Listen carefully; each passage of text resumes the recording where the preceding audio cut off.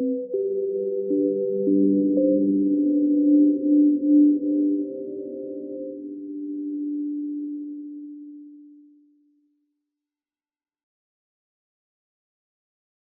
are in the Kerwin studio in Chilford, near Cambridge. We're here to make some prints, and everybody who works here are wonderfully helpful and good at what they do, and they know what they're doing. I'm Tom Martin, and I'm studio manager, senior printmaker at the Kerwin studio. We print artists' original prints for them. Today we're working with Paula Rego, and she's come with a transfer drawing, and she's actually drawn from models, still life arrangements in her studio. And she has used a special lithographic crayon, which is very, very greasy, and that's really important for the process to work. All printmaking is to do with drawing, if you do it directly, and that's what I like to do. I love to draw. When I was at the Slade, I took refuge in the print room. Because in the print room you can draw images quickly. So I've always found relief and release in being able to do images more quickly. The first step is to actually transfer her drawing to a zinc plate, which has a prepared texture to it, like a sort of granular surface. Once it's completed and the drawing is on the plate, we then carefully prepare the drawn image so that it's printable.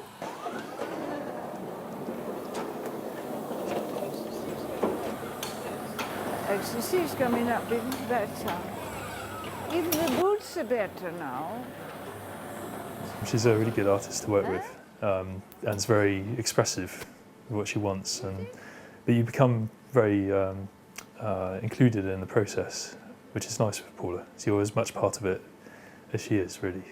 I think it's working better. It is working, it's working. I don't want to be any thicker than that. Even that's come out quite strong and all. That's it. You don't want to even redraw it, really.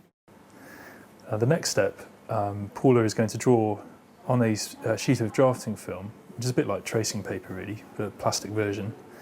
And she will paint onto that piece of film wherever the colour she wants it to appear on the print. Then that film is then exposed onto a light-sensitive plate with UV light. And wherever the light hits the bare plate, it sort of chemically changes the surface. But wherever's underneath the drawing, it remains untouched by the light. So when you develop it, everything drops off that's been touched by the light, and everything remains that's been where the drawing is.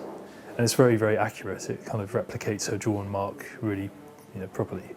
To then put back onto the press, and we've hand mixed a specific colour which Paula has requested, sort of a very light, bloody coloured tint almost. So it's a very transparent colour, made of red and yellow and brown. And then that's run the same way as the black plate was. And then it's printed on top of the proofs that we worked on earlier. So again, it takes a bit of time. Sometimes the colour's a bit wrong and you have to adjust it. Put it up, Yeah. Let's have a look. Yep, that's it. Yeah, that's good, isn't it? Huh? It works really well. Yeah. Yeah. I was told that the unicorn was the symbol of the Kerwin Gallery. I didn't know that. And so I thought, what am I going to do with the unicorn? So I did get this little one, which is just a head on a stick for children to ride. And I improvised a story with it, that he's drawing on the stone that one of the girls is holding. I like the incisiveness of the drawing.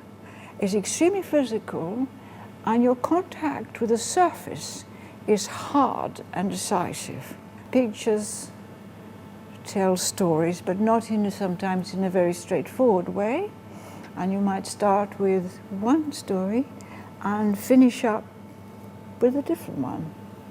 And sometimes the one you finish up is the opposite of the one you began with. So your whole feelings, all your feelings, you have to trust the picture, because it's the picture that you're doing that is telling you what's inside you. And what you really feel sometimes ain't very nice. Right? And then you discover at the end what it is that who you are.